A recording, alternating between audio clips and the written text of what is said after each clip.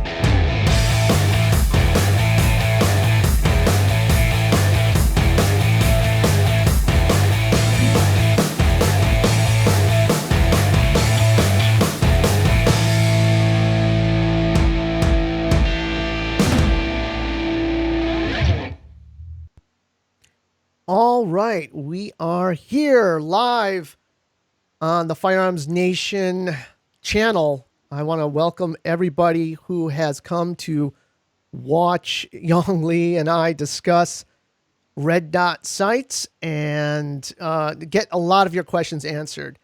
There were a lot of questions that came in after I ran the last podcast with Young, and he went over, basically red dot sights and, what he's doing to transition his agency with it. And, because of that, him and I discussed, coming on the show. He's waiting here in the wings, as you saw. But real quick, if you are tuning into this channel right now for the live session, please leave a comment or something if you can hear me, just to make sure that you're hearing us. It's tough to tell if we're not being heard. So yeah, just tune in and let us know that you're here. So Young, let's bring Young, and he can introduce himself. Hey, Eric. What's up, brother? How you doing? All right, doing great. Just got through shooting a match at Custer, Washington. Had a great time. Braved the rain a little bit. This time of the year is kind of unusual, but we made it through anyway. And we got the comments are finally starting to come in. All right, good. So Dan can hear us loud and clear. Julian can hear us. Kevin and Thomas. All right, good. That's the important thing. This is, I did a live show back with the Shooter Summit when, we launched that. And that was a little bit different software. Things keep expanding. So, I got a new program up here, and we want to make sure that obviously you can hear us. So good. And I can see the video. You can hear us. So welcome everybody on a terrific Sunday night. I'm very excited, as you can tell, to be doing this live show with you guys and with Young. I've known Young for a while now, and man, we shot on Team Sig, and he's been on the podcast several times. So, all right. Yeah, Steve hears us over the voices of his head. That's great. Anything we can do to help you, Steve? So, all right. So tell me, so you won today, did you not? Yeah, I won the overall combined division, so I was pretty happy with my performance. I changed things up a little bit on my the weight of my gun, and it actually worked. Played with the spring. It was slightly cloudy day, and then it started to rain, so actually finding the dot wasn't an issue. So that was good. It wasn't too bright, and yeah, I can manage this gun. It felt like open gun today, so that was great.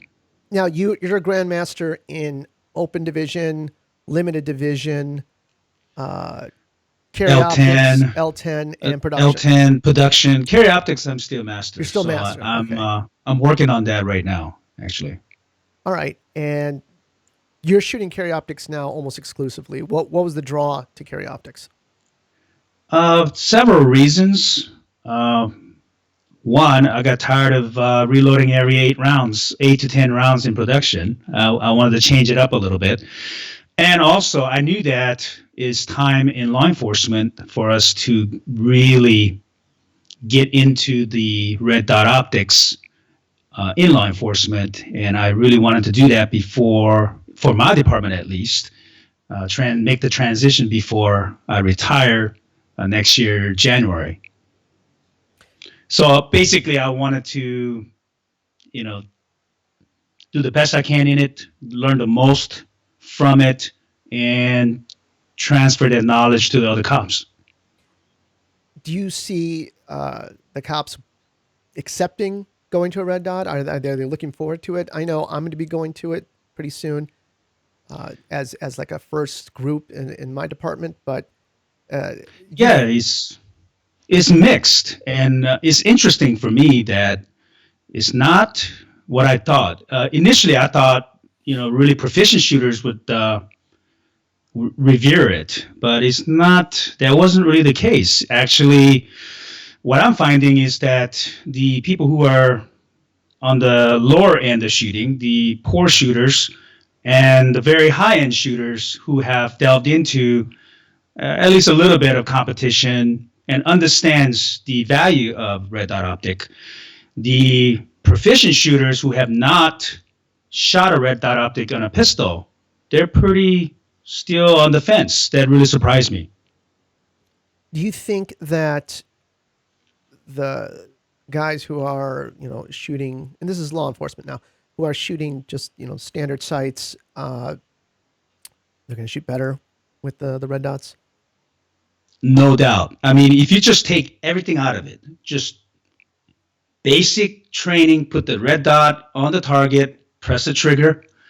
And for instance, in law enforcement, everybody values qualification. We all know that qualification is like shooting a really easy classifier in USPSA.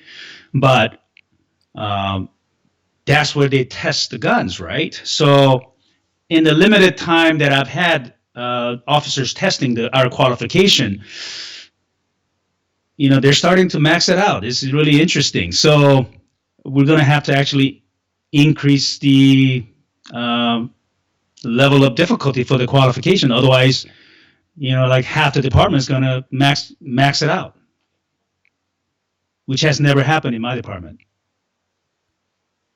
Okay, so one of the questions, and we're going to jump right into some of these questions that came in. Uh, I've seen it when people have picked up the dot for the first time that they're having a hard time finding the dot, right? They're searching for the dot every time they're making that draw or that presentation. Easy question. What can they do besides just saying dry practice? What can they do to find the dot quicker? I think it's like this. I think if you had a person who has never shot iron sights, it really wouldn't be an issue. The problem is most people that's trying to make the transition are so glued to the iron sights, the dot is in a different place. And also there's nothing to reference the rear. So the brain it wants to fight that. And so I think part of the reason that people are having problems transitioning to the dot because they can't let go of the iron sights. So what I do is for those people, I actually have them look through the sight as if they're, or the iron sights as if they're lining up the sights And if they do that, most of the carry optic type of pistols set up for law enforcement is going to have backup sights. So you're actually going to find the dot that way. So if you mount the same as iron sights, you see the dot. And we found success with that for those who are really glued to the iron sights and they can't fathom getting out of it. And this term in terms of dry practice, like I was mentioning, all right, how many, or besides the draws, is it basically the same thing that you would do? Because I'm thinking for myself, is it basically the same thing that you're doing with regular sights that you're doing with a dot? Or now that since the dot is going to be, and this is me pointing out there, the dot is further out there, it's kind of floating. You're going to be looking more at the target as opposed to, currently when I'm Sure. dry practicing, I'm looking for that sight, through my my vision to the target, but I'm really looking for that sight. Am I now going to be like looking for the target?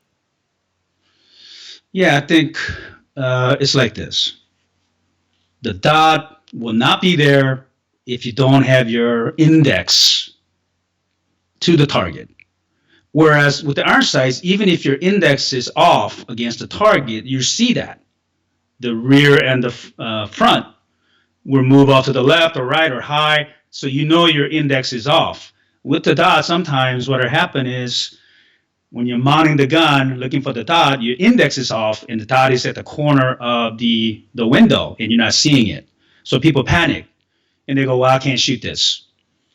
But what you should do is train yourself so that the index is proper and overall you become a better shooter and you learn to shoot off of index more than relying on the dot or the sights. So in essence, you're learning to be a higher end shooter by using the red dot. Okay. Granted, the journey in the beginning may be a little difficult because most people panic when they can't find the dot, and you see them wiggling the gun up and down, because what they have failed to train themselves over the years is they have failed to use proper mounting of the gun on the target and understanding that index and getting that kinesthetic memory embedded into the brain. So they have failed to do that. What they're doing is relying on lining up the sights only with the body index, regardless of the body index. So meaning, the stance, the way you lean forward or back, or the way you tilt your head, those are all off. They just don't realize it because they're relying on the sights.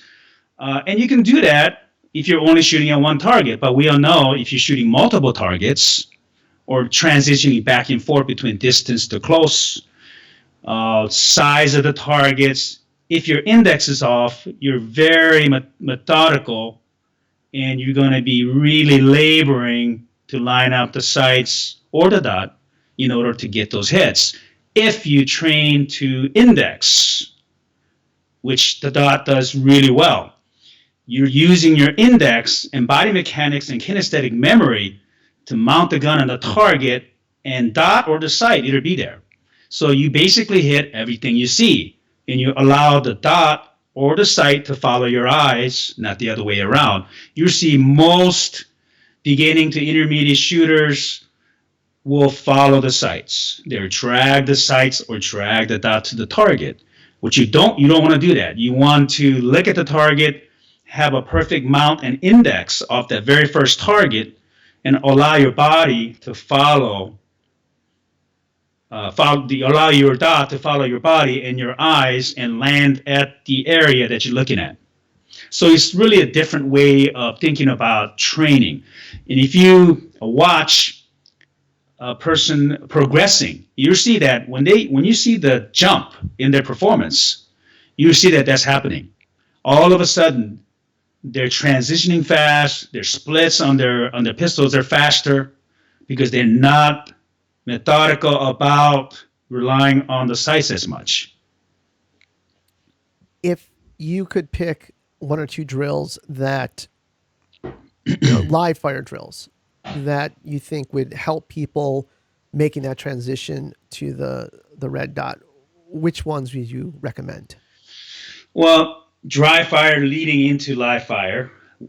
It's actually pretty simple, Arik. It's people don't realize they always want something really fancy, but it's really simple. And this is what I tell my officers: if you practice this every day, about 5 to 15 minutes, the gun will follow your eyes. The sights, the red dot will follow your eyes. So basically, you take your gun and you're mounting it on an object. You can draw a small object or put a little dot on the center of a target or any object in the house. You're mounting the gun with your stance over and over again. So meaning just from your chest, just mount it.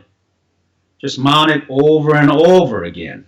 So what you're trying to do is get that kinesthetic memory of what the dot looks like or the sight looks like while you're mounting. Then you set up multiple targets and you use your body, not just your arms, not just your waist. You move your ankles, knees, hips, and keep the upper body platform the same. You're moving everything else. So if you think about it, if you move everything else as much as you can, once you get that mount, it'll stay where your eyes are. So you want to swing back and forth between multiple targets and watch the dot or the sight come to a stop when you come to a stop. So it's like a lagging behind. So it should be always the dot or the sight should be lagging behind and come to a stop when you stop and stare at the next target. So you do this drill back and forth. So in live fire, you would repeat that. You start from your chest and just fire and see if you can do it without focusing on the dot or the sight so much.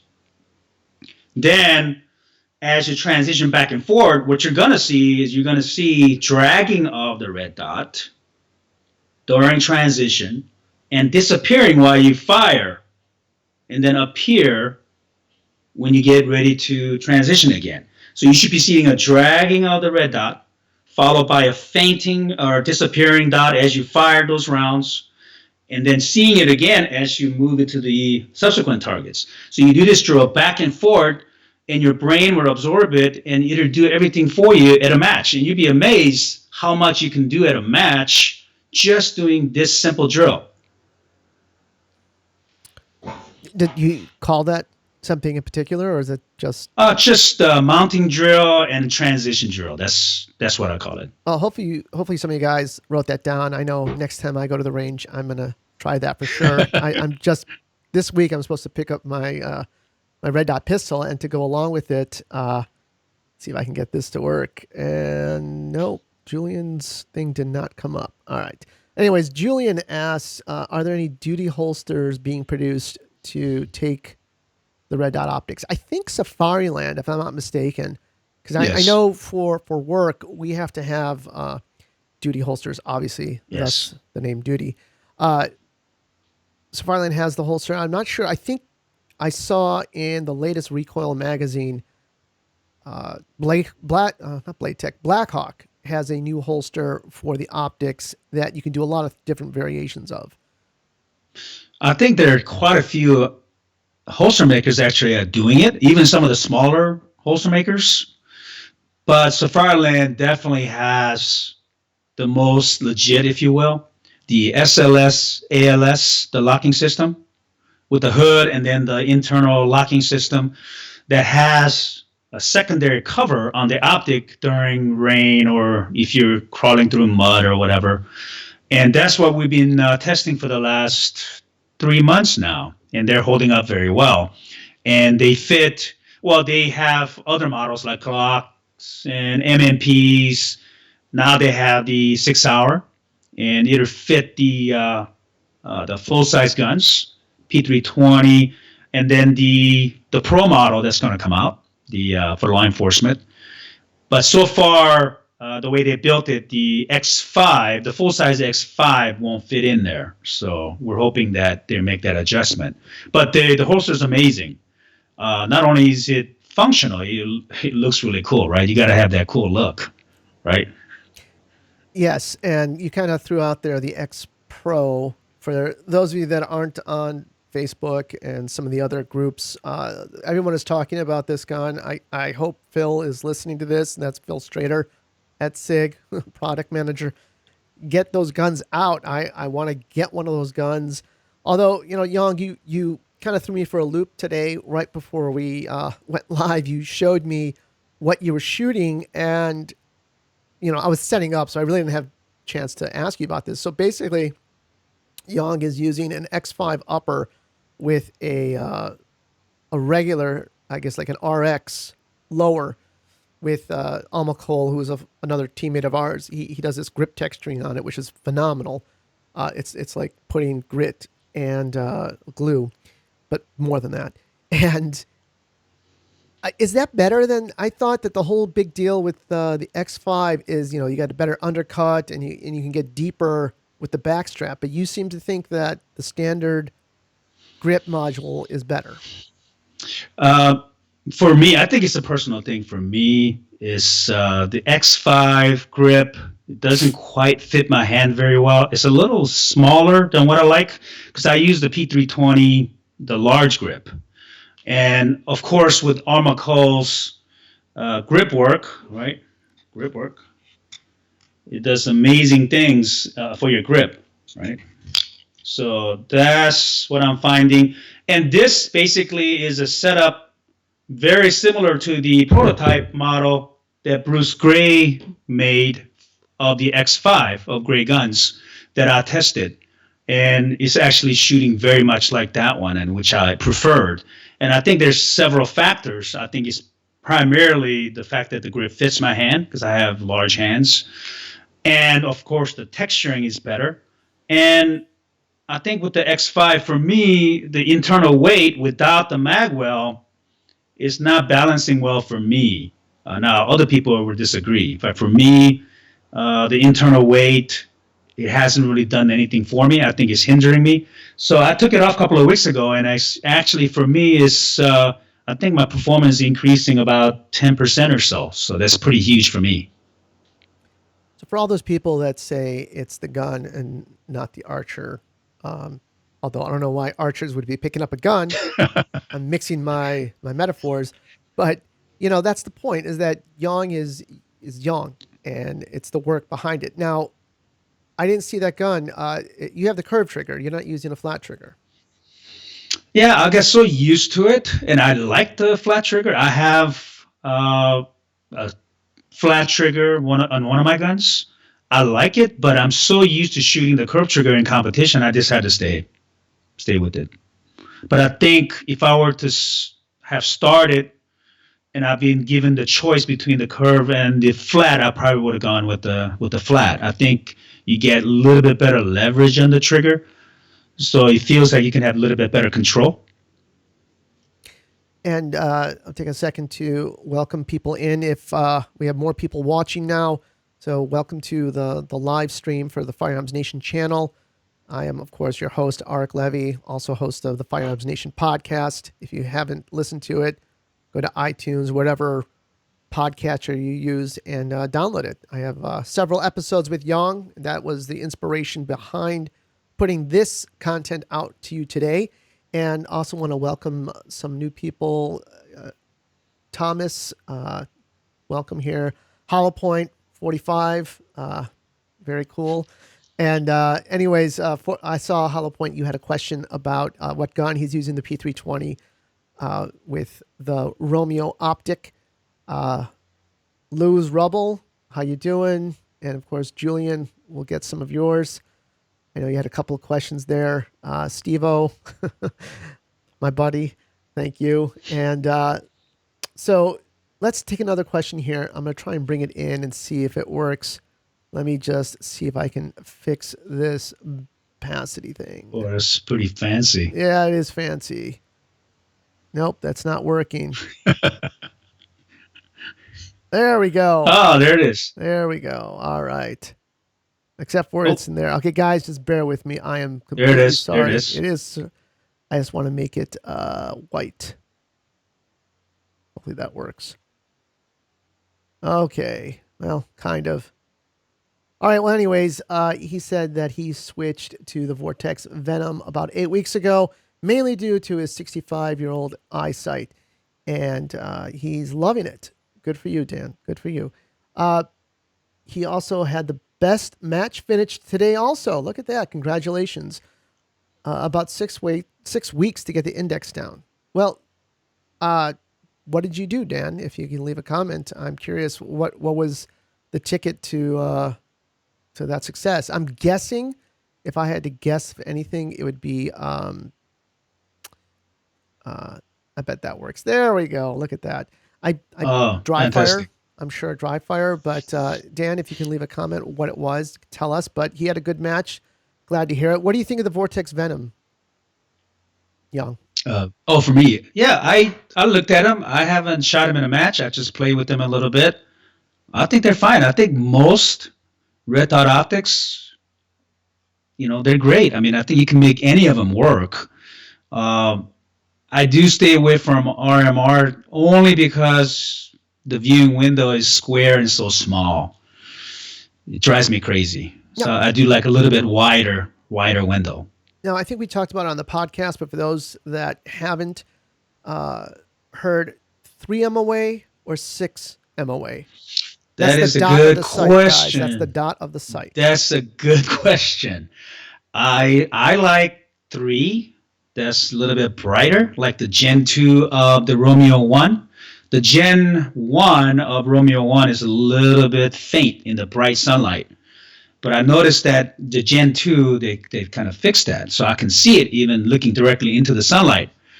Having said that, if you have 6, I play with that a little bit. My wife shoots it. She loves it. You never lose it in the sun. So I think for overall, I would tend to say you should probably go with the 6. However, the faster a shooter you are, generally they tend to go with the smaller dot because the dot gets in the way of the target. So when you're trying to shoot the target really fast, you got to see him really fast, and the more the dot obstructs, the slower you're going to be. In general, I'm speaking generally. Now, for me, my eyes are getting older, so there'll be a time where I will like the 6 better than the 3. Which do you think for competition? Do you think a 6? Because I was trying to lean towards the new Romeo with the 6 MOA. I just, for some reason, every time I've looked at a 6, it seems big, but I just think that's just going to be faster.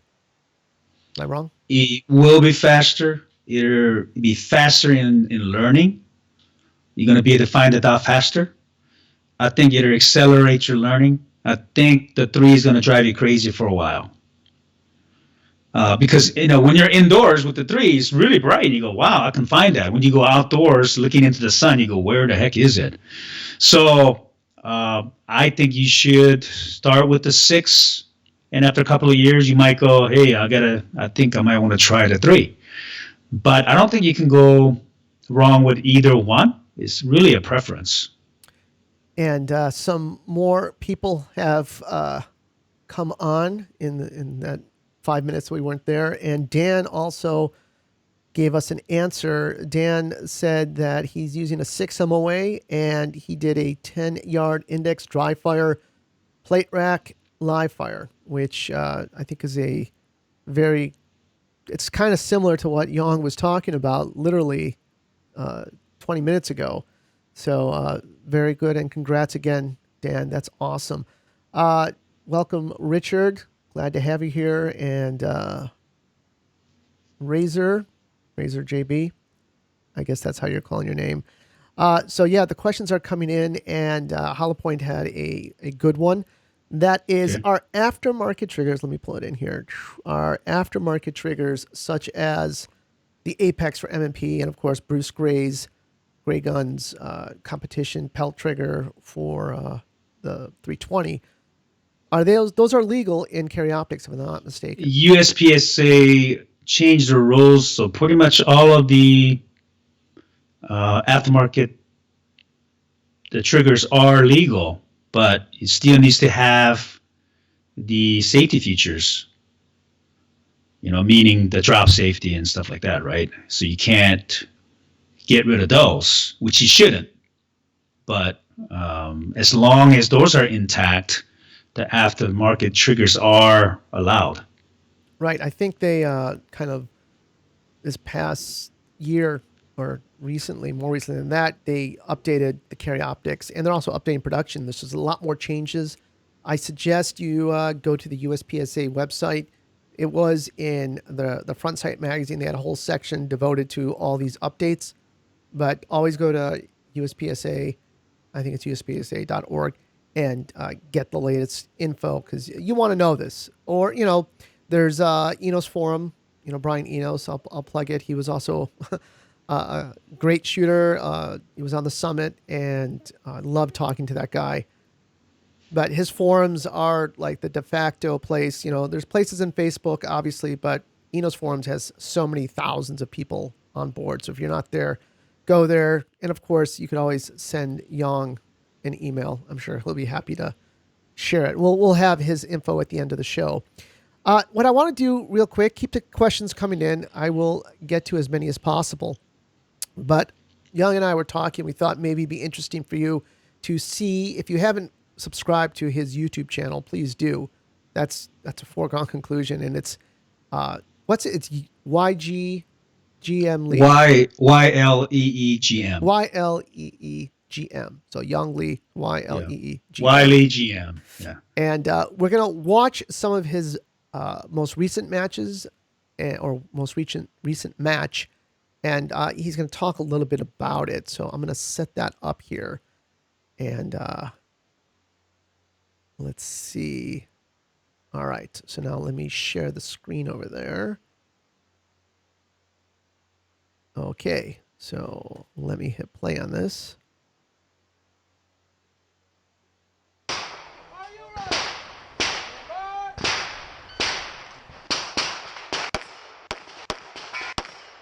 And so this was a stage that he was doing with Texas Star. I mean, they have some amazing stages up there.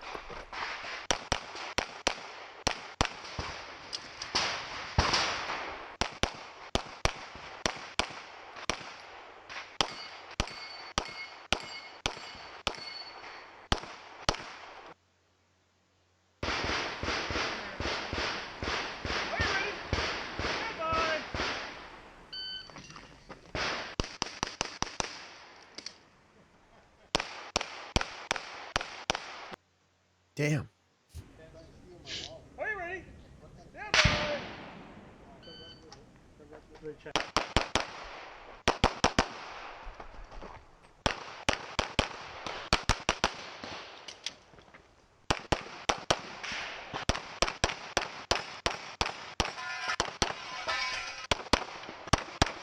Woo!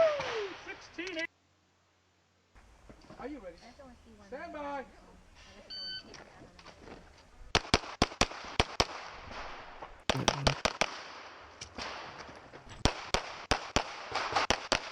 All right, I am going to pause this for a second and get back to the camera here. All right, so I mean, first of all, that's amazing shooting. Thank you. You'd be hard pressed to say that it's not. And even the guys that you're shooting with, and I'm sure they shoot with you every week, and they're like, "Woo!" Where is that? That's at Custer. That's Renton. Today it was Custer. Okay. And too bad I don't have the video yet. I actually had a lot better match today than that one last week. Although I did pretty good on that one. Well, yeah. And you've got some pretty big contenders up there. I think Hwansik is up there. Hwansik Kim, who's a phenomenal shooter, also shooting carry optics. But what kind of splits are those? I know we're not supposed to talk splits. Like splits aren't important. But those are some pretty fast splits. Yeah, and the closer targets, I'm doing about 14. I've done, interestingly enough, with the standard P320, I've done 11 splits. But with the setup that I have now, it's not quite going that fast yet. We'll see. I'm trying to make it go that fast again. When you say you're trying to go that fast, I mean, you're just you're just letting it rip on those targets, and you're doing that on Yeah. some zebra targets, if I'm not mistaken. Yeah, so what I'm trying to do there, in order to increase the trigger speed, you have to relax the hand. So here's the contrary part. So you're relaxing the shooting hand, and yet you're power gripping the opposite support hand and locking the wrist. So you have several contrary things going on. You got power, but relaxation.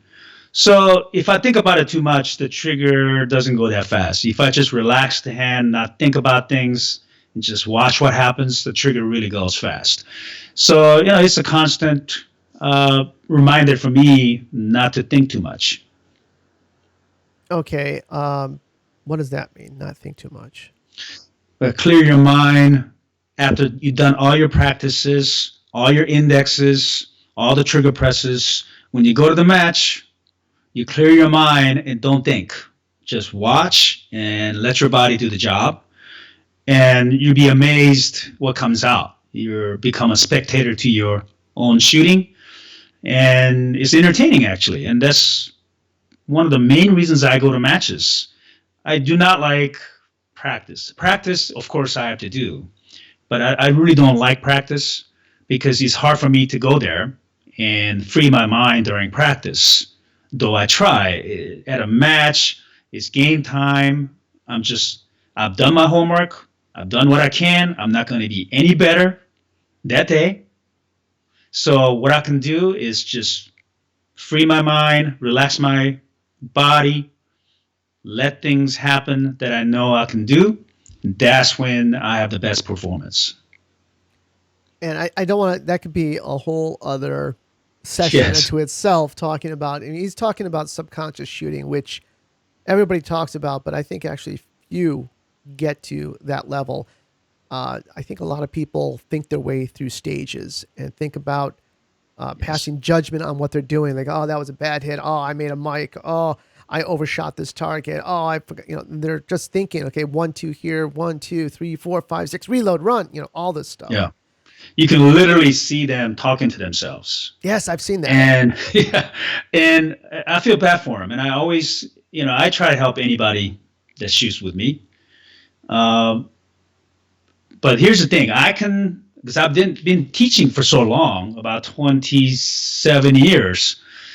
So I can pretty much watch a person and figure and know that they're dot focusing or target focusing or front sight focusing or target focusing, or if they're going to have a good stage or not, just when they break their first couple of shots. I can figure that out. I can see it in their body, the tension, the mechanical look about them. It's really fascinating. Human mind, performance is what interests me. And, some of the people who, obviously everybody watches that trigger speed that you do. What are some of the techniques that you do to develop that speed? Okay, so this is something that's really simple that people don't want to buy. You don't get trigger speed by pressing the trigger fast. You get trigger speed by releasing the trigger fast. So what I mean by that, most people will hold the trigger to see what they need to do next. You should get off the trigger as if it's hot poker poking the tip of your finger. Get off of it. I think because you have that gun there, you need to explain kind of with a visual. Oh, okay. Because I'm having trouble understanding that. It is clear. Okay, I cleared it, but so everybody knows. There you go. So this is the non-updated trigger, so you can see. So it's as important that you're not just slamming like this. You're actually pressing and releasing, pressing and releasing, and pressing and releasing like this. I don't know if you can see that. There's a delay on the video, so it's hard for me to. So in order to press the trigger fast and release fast, you have to actually practice it. And that's one of the reasons why I kept this non-updated trigger, so that I can practice that. So when I teach my students, even at work, I have them get off the trigger. I understand people will think about, they say things like follow through. Well, the thing about that is you really following through with your eyes and your mind, not necessarily with your finger. If you follow through with the finger, the end result often is slamming against the frame and moving the gun. So you really want to get off the trigger. So if you can do that, if you can get up the trigger, have a consistent trigger pull and release, you won't move the gun. You shoot fast and accurate. And there's a reason why, like today, I shot pretty fast today at 129 rounds. I had 129 rounds. I had 115 alphas. So, and you see, I post a video tonight, and I shot really fast. But I had the highest alphas in the match, and guess who was, or second highest alphas in the match? Guess who was number one, Eric?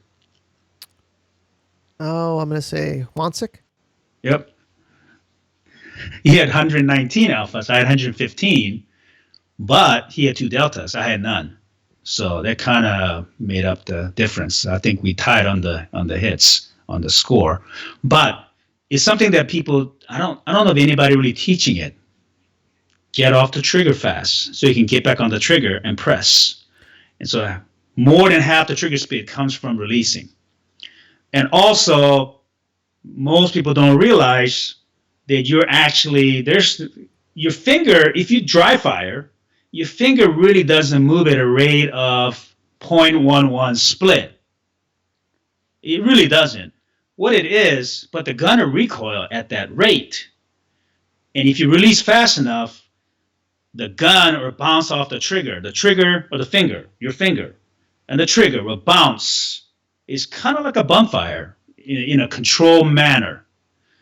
So if you relax your finger, the gun recoiling back and forth will get the trigger moving fast and firing, like in a bump fashion.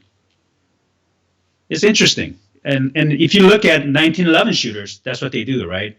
Short trigger, very light. They just tap it.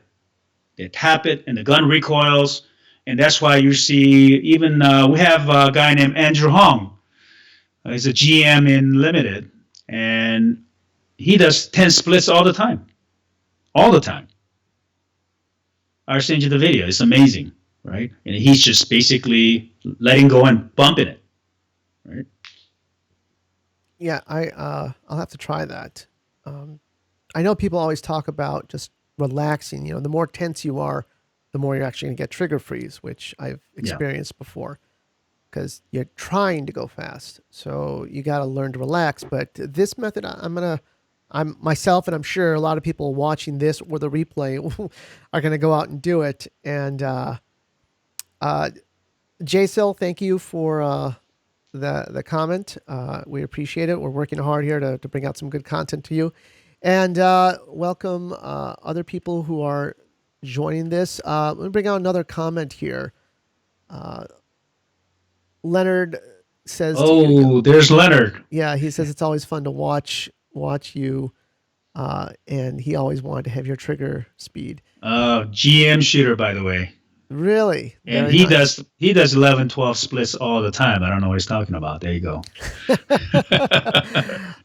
So, all right. Greg here says, have you ever tried, I think that's Delta Point, if I'm not mistaken, or is that Dr. Optics? I tried Delta Point. Delta Point. I really like Delta Point. The thing that I didn't like about Delta Point is the weight.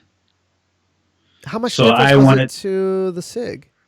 Well, the Romeo 1 is like 0.8 something, almost 0.9. Delta Point is like 1.7, I think.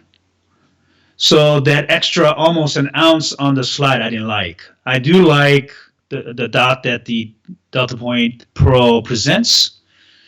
And it does sit up a little higher. And I like to have the mount really low.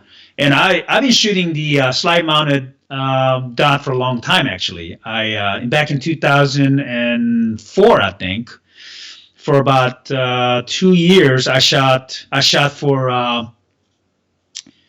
Bevan Graham and Dean Mackes, the doctor site. They had a mounted for me. They ruggedized it and they bulletproofed it and they cut it into my 2011 open gun. I shot that way for a couple of years. So, I really like the fact that the dot is closer to the iron sight so that I don't have to change my mounts. I do have other open guns with like Seymour sights that are higher. The problem with those, when I go back and forth between irons and the optic, I have to change my mount. So I have to dry fire again a few days and then I'll get it back. Whereas right now, like my Romeo, what I like about it is I can go to iron sight tomorrow. It wouldn't bother me because it's just above it. It's not too far away from it. So the mounting is very similar. But no, Delta Point, I do like it. Just by the way it looks, I always thought that SIG kind of based, because I know they brought over a bunch of loophole engineers anyways. That was the whole thing when they started the SIG optics, or at least that's what I had heard. If I'm wrong about that, SIG, don't come after me. Don't send that black truck to the house. But moving on to another question, and I think I got the name right this time. Louis B. Rubble. I'd call you Lube Rubble. Louis B. Rubble. I guess that's what it is. You see these names and you're like, what are they really? But anyways, what drills are you teaching and practicing with police or a CCW holder so they can be proficient in the streets? Interesting. Well, I do many things. I have them shoot with the optic covered in blue tape. As a matter of fact, that is one of a really great way to train somebody how to target focus, meaning you're looking at the target with your left eye and you're looking at the dot with your right eye because you can't see through the lens. Forces you to focus on the target. And what your brain will do, it'll merge your right eye dot and the left eye target together, and you see as if you don't have a tape on the target, and you see just basic red dot shooting, except you see a faint blue color on the lens. It's actually interesting. I've been doing that for years with like aim point on a rifle. Yes. So we've been teaching our officers those techniques. Same thing with those. So we have them shoot with that technique, shoot with the dot in low light with the flashlight, without the flashlight. Also, having them shoot with no dot, no sights, looking through the lens. If you practiced your index, you can shoot 7 yards center mass easy that way. For high-end shooters, they usually finish the whole stage, including still, without the dot on, because they're using their index to shoot with. So there's varying things, but we're in a beginning stages of training. I've trained all of the instructors. We have 11. So they've been trained. A lot of the higher-end shooters like SWATs. We're going into the lower-end shooters, the ones that are remedial types, the ones that have really a lot of problems with their eyes, have hard time focusing on the sights, those types. So we're going to tackle that next. So this is evaluation phase. We have a couple of guns out on the street and for the last 2.5 months. So we should be wrapping it up this fall and work on making the transition. I'm going to give Louis a follow-up, and his question is, and I can answer this, are you using regular suppressor sights? And, for most departments, they're going to have suppressor sights. Exactly. Merely for the fact that the red dots are so new for pistols, even though they've been around for a while. No one really has adopted them full out until pretty much this year, and it's that whole thing like, hey, these things, they get cloudy, they break, whatever. What are you going to do? And, I'm sure people can come up with a million and one arguments about not having them, but it's one of those things that people like to have that backup ready to go. Your thoughts on that, Young? Oh, definitely. I think, yeah, electronic products will fail. Mechanical sites usually don't, although they could break off too. I've seen those break off too. So to me, it's kind of the like a last resort. The optics that are available right now for law enforcement are very good. I think with SIG really picking up their game, coming up with their law enforcement military version of the Romeo, that's coming out. I think it's going to be ruggedized, more impact proof. It's getting better and better. But of course, it's like having that spare tire in your trunk. You know, you need those iron sights in case the dot dies. I mean, if you hit the street and you didn't take care of your battery and your battery's dead and you're not going to run back to the station, well, maybe you could, but I mean, in general, you're just going to finish whatever you're doing without the red dot. I mean, you got the iron sights. SIG puts tritiums on there, so suppressor sight, you can see them very well. And we were already training our officers to transition to the sights anyway. So I think, yeah, definitely is needed in law enforcement, the suppressor height backup sights.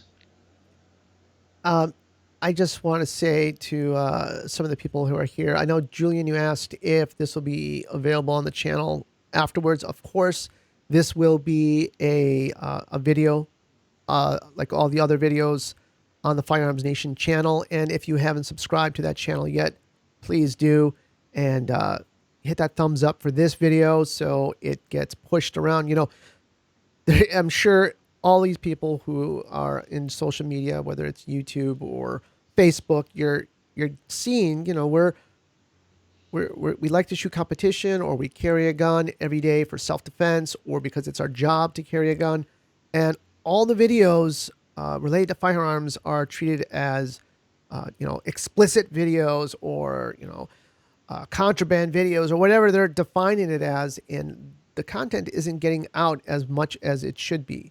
So the more that you trick the algorithm to say, hey, this is a good video, the more it's going to get shared. So by hitting the like or hitting subscribe or just watching videos, it will go up to the top. So that would be great if you guys could do that. Some of the other questions, this one I don't know really the answer to. Sight mark products. David is asking, what are your thoughts on that? I haven't heard of Sight mark. Yeah, I'm sorry, I haven't heard of that product. I'll tell you what, David, I will follow up on that. I will look them up, or if you could, if you're still here, just leave a note on what they are and what they're about. Some of the other questions that came in, Steve, my buddy, does your Romeo 1 have the new option to look into the past and future? You warned me about him, yes. Yes. Well, he's, I can't say enough about him. He's a good guy. So, Steve, thank you so much for your humor. Other questions. Hollow Point had a question. Do you use a competition-specific holster or the Safariland duty holster you mentioned earlier? No, I use, right now I'm using Red Hill Tactical offset holster with the Stager mount and hanger.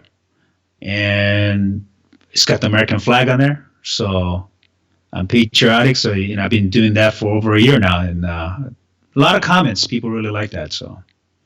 And I think for competition, you want a competition-specific holster. And then obviously for duty, you don't want one that is like competition that can easily come out of the holster. You want something that has those retentions. Simply, I mean, people are like, oh, because you're afraid of something. No, it's not just about that. It's about sitting in the car, the gun can fall out. No, I'm kidding. It's you're running around, you might still be of the age that you're jumping over fences, or you're rolling around on the ground, or you're trying to, extract somebody from a car. You don't want your firearm falling out. Guys, I am, the purpose of this channel is to help people become better shooters, to become better competitors. And, everyone has a right to self-defense, but everyone should get training. And part of that training is that you understand why we have a holster retentions. the biggest thing I hate is when you see these fails on social media. They get spread around like viral videos, and there's one going on right now. I'm not going to mention Yeah, who that is, it's pretty but bad. besides the expert dancing, it was Jeez. it. You know, someone came up to me and said when the gun fell, it went off. I'm thinking these guns have drop safeties; they're not going to go. And if someone said, "Well, was it sick?" No, it's because when he picked it up, if you watch it, when he picked it up, he put his finger on the trigger out of him, whatever, not paying attention. So many fails there, but when stuff that goes like that, yeah, we sit there and we say it's funny and what a clown and all that. But you know what? The rest of the country and society that already have issues with firearms, they see that and it just adds fuel to the fire. So please be responsible, gun carriers, competitors, law enforcement, everybody. Be responsible. Get training from someone like Young, or there's other good trainers out there. But that's so important. Yes. I saw another question about red dots. Oh, I know. For your sights, your iron sights, are you using a 3-dot setup, just a fiber setup? What kind of setup are you using? I forgot who asked that. Yeah, I use like Dawson's front sight fiber and just a blade, all black rear. For me, I don't like looking at too many things, you know. So I shoot iron sights just like Optic. I mount the gun over and over again until the fiber optic is in the notch wherever I look. And when I shoot targets, almost all of the targets that I shoot, with some exceptions, look at the target, focus on the target, and I see the dot of the fiber optic just like the red dot, and I break the shot. And that works for me even at 35, 40 yards. So it just depends on how you perceive the sight. You know, you got technologies like fiber optic, and people use it as if it's just kind of there to pick up the front sight. And I understand that. Some people have really good eyes and they can see the blades really well, or they have corrective lens to make that happen. I haven't been able to focus on the front sight for probably 10 years. So I just target focus almost everything. Yeah. You know, we talked about that at one point, and I'm starting to see that. Not only is it helping with a little bit of the speed, but yeah, as we get older, it's harder and harder. And I'm one of these guys. I'm very specific about my vision. You know, to the frustration of my ophthalmologist as I come in there. Hey, I want to try this. I want to try that because I don't want any cutting of my eyeballs. But I will play around with contacts and monovision and whatnot. And again, that could be for another show. But vision is super important. And you know, as professional shooters, as I call us, if you carry a gun every day, or if you're competing, especially if you're competing, and you know points count, you need to do what you can for your vision. Don't let that slide. Get your eyes checked continuously, and obviously going to the dot's going to be a big thing.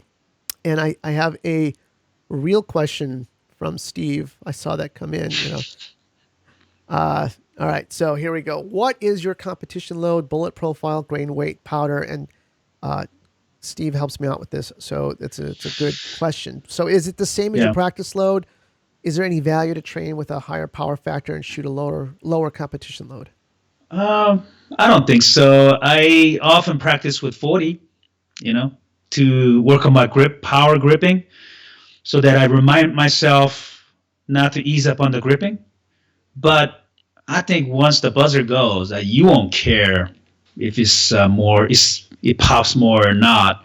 I think you only care when you're practicing, because when you're practicing, you tend to be more of the frontal lobe, the thinking brain.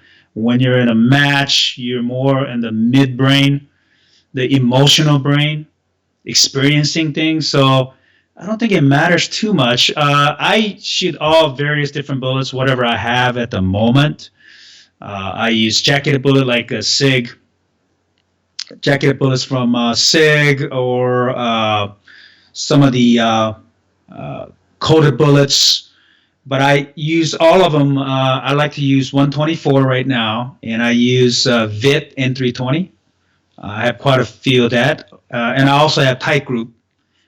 Sometimes I use that, but when I'm not reloading, I just use straight up Winchester White Box 115 grain, and those pop even though they're not that high of a power factor. They pop, so they are pretty hard actually.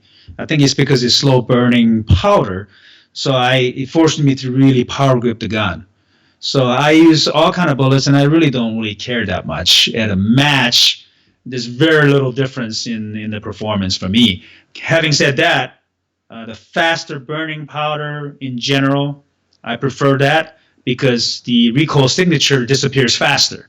So I can get subsequent shots a little faster, especially in 40. A little bit more forgiving in the 9.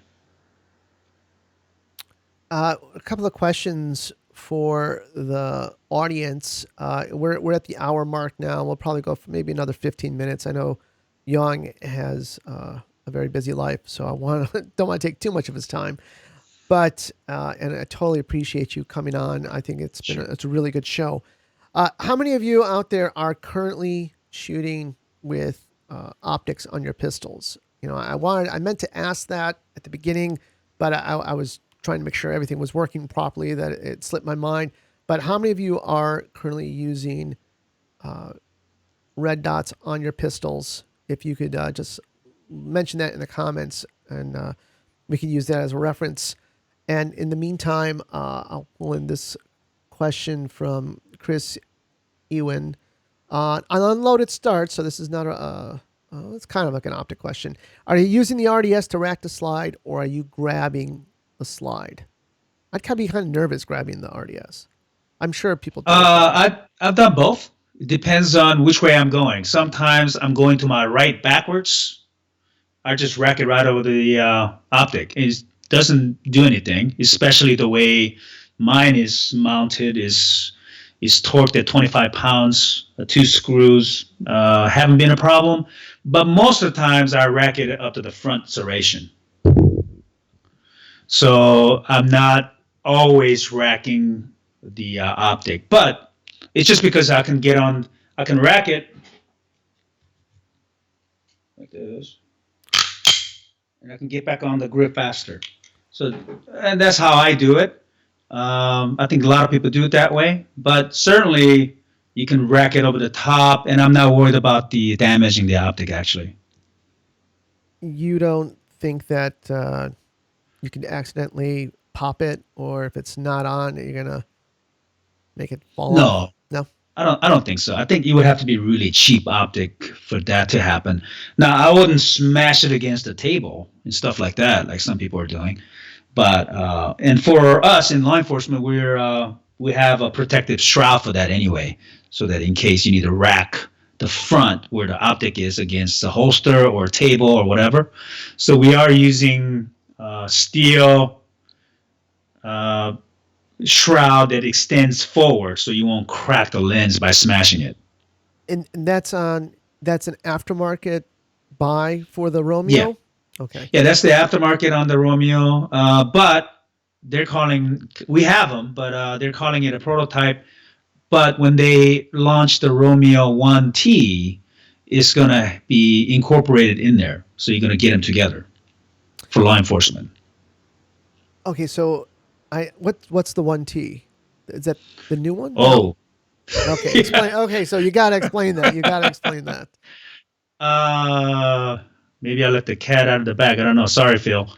It's the Romeo 1T is ruggedized, law enforcement military grade, comes with the shroud, protective shroud, and it'll be offered in 3 or 6, and internally, and the lens and everything is what Phil is calling it ruggedized, so that it would hold up to law enforcement. I mean, face it. I mean, cops. There's a reason why there's a term cop proof. You give something to cops, they try to, anything in their power to break it, right? So that's apparently about to come out any day, at least the test models.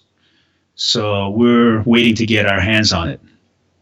Now, you had talked a little bit about this on the podcast, about the differences. And if you guys aren't 320 aficionados, I mean, I'm sorry about that, but I'm that's the gun that I shoot that I'm really interested in. I know a lot of people aren't interested, and obviously Young shoots that platform.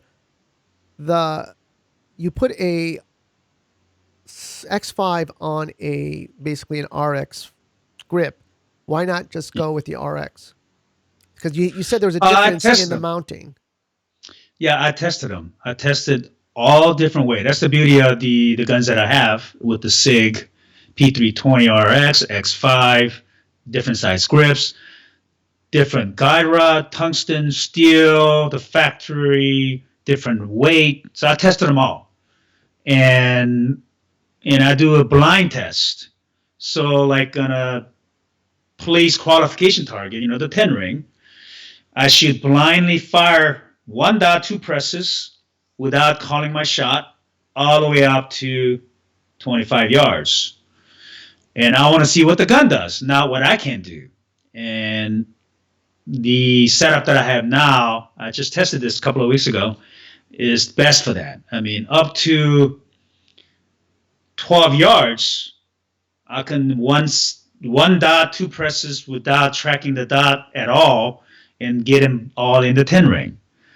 So there is something to understanding what your gun is capable of. There's what you can do with the gun and what the gun is capable. And I kind of change things around, trying to figure out what works the best for me, according to my body type, my grip strength, and everything else. Because everybody's different. So you got to find what works best for you. With, you and I have talked a lot, obviously, and with the way that you're gripping the gun and all that, and we kind of talked a little bit about this earlier in the show, but that X5 grip module is somewhat what the X Pro is. The X Pro is kind of more of the X Carry style. It doesn't have the ability to add a magwell. Yeah. But would you recommend that over what you currently have? No, I think you definitely want this one, because it's got the bow barrel, right? 5.0-inch barrel, stabilizes the gun better. And I mean, there's nothing wrong with the RX. I mean, I like the RX, but this thing actually, this top end is superior, in my opinion. Now, some people might disagree. When they shoot it, they may do better with the RX. It also depends on your body weight, strength level, and everything else. Okay, so you throw things out like that, and I'm trying to understand, but why does that? What is the difference? Are you saying the RX you need to have more strength, or the X5 you need to have more strength? What I would describe the RX compared to the X5s, the recoil is more brittle. I can feel it in my hands a little more. And what I try to do, have a gun that I don't feel the recoil, because if I feel the recoil while I'm shooting, it takes me out of subconscious. So I try to have a gun that doesn't, I don't care how hard it recoils, vibration. I don't like vibrations. So I try to dampen the gun, like Armor Cold's grip here. That's what it does. It dampens the vibration really well. So I really like that. So when I'm shooting this gun, I don't feel the gun at all. Zero. When I'm in my subconscious, my midbrain, I do not feel the gun at all. I just see targets falling and the dot lifting. That's it. All right. So a bunch of people replied about who's using it. And the majority of people here are using it. Only one person tried it and couldn't find the dot, and they were using an RMR. And I'm thinking, well, that's kind of what you were alluding to, that Yeah. it is kind of a smaller window versus something like the Romeo or the Delta Point, which has a much wider window. And I tend to think that is the way to go. I'm just, from trying these different ones, I like having a bigger. That was the thing with the EOTechs. I'd like EOTechs simply for the viewing window, I always Yeah. feel like the aim points you're shooting through a tunnel. I mean, I still like the aim points because there's such amazing quality. I mean, you pick it up and the quality's there. But I was always I like that big box I can look through, and maybe because my eyes. But Yeah, that's I think with the RMR, I'm not bashing RMR. I mean, they're one of the first ones to come out with a combat quality, optics. So you got to give them credit. But in my opinion, they should have made it the top end rounder, because especially most people shooting Glocks like the RMR, you can see them laboring to find the dot for the second, third shot. Because with the extreme Glock grip angle combined with the short, square, small optic, and when I tried it, it disappears over the top of the scope. And so you got to work really hard, a lot harder than what I'm doing with my system, like even Vortex or Delta Point, Romeo. All these scopes have bigger windows, so you can really track the dot, know where it's going, and I kind of feel sorry for people who are real struggling, because I don't struggle with the system that I have. so. I think it was Hollow Point. If you want to give that a shot again, just that might be something to consider. Is maybe switching the red dot that you were using, or try someone else's and see if that helps you. So, Young, just maybe one or two more questions here. What would you recommend to somebody who's going to start shooting with a pistol with a red dot? What should they look for in the red dot? First thing I would say is just get rid of all your preconceived notions about the red dot. Second thing is, do not stare at the dot. Stare at the target. Work your body so that the dot will appear where you look. And then go from there to try to move your entire platform to the next target and let the dot follow it. Now, it's a simple concept, but it's not easy because we have all these preconceived notions about how to use a red dot. So here's what you can do to kind of expedite it. And I mentioned it earlier. Cover the front of the scope with like blue tape. Turn the dot on. Mount the gun on target. Both eyes wide open. And look at the target with your left eye. Look at the dot with your right. And just let your brain merge them together so you can see the dot on the target and continue the target focus. And watch the dot kind of follow where you're looking. And then take the tape off and repeat it. And I would also say every day that you have it, 5 to 15 minutes in it. Okay, so if you want to do 2 minutes, that's still better. A lot of people try to do hour, 2 hours during a practice session. The brain, the memory embeds with repeated practice. Of course, the longer you practice, the better, but it's the frequency that matters the most, right? So mount the gun every day, couple of minutes, preferably 15 minutes, but okay, so if you got a couple of minutes, you're willing to do that. Mount it against the target over and over again. Then also turn the dot off and mount it again without the dot and see what that looks like. Then turn the dot back on, immediately mount it again on the target to see if the dot is there. So you're being honest with yourself. You're training your body kinesthetically to follow your brain, your eyes, because after all, eyes are just a pathway to the brain. We see and create image in our brain, right? So that's how you get the dot to be part of you. And really, it doesn't take that long. I mean, it takes maybe a few days to a few weeks. But once you do that, you have to repeat it in live fire. Because when you're live firing, you use different part of the brain, right? The emotional brain. Because as soon as the gun goes crack, you transition right into a different part of the brain, and sometimes you get lost. So you got to repeat that under emotional part of your brain. Okay, we're gonna wrap it up, and a couple of things I want to say. First of all, to people who showed up to listen, thank you so much. If And here's the request. If you haven't subscribed to Firearms Nation, please go to the Firearms Nation YouTube channel, click that subscribe button and that notification bell so you get the new content when it comes out, because remember, YouTube is suppressing the content. And the same thing, go to YLeeGM. That's YLeeGM. I'm going to link it down below also, and subscribe to his channel, his vlog that he puts out. And it's a non-standard vlog. It's not like him talking to the camera. It's more him shooting matches like you saw. He has first-person views of it, and it's inspiring to watch it, to see what the human body potential can do with a firearm, and just smoke steel and the targets. And one of these days, Young, I have to come up to that. I want to shoot those those matches. Look phenomenal.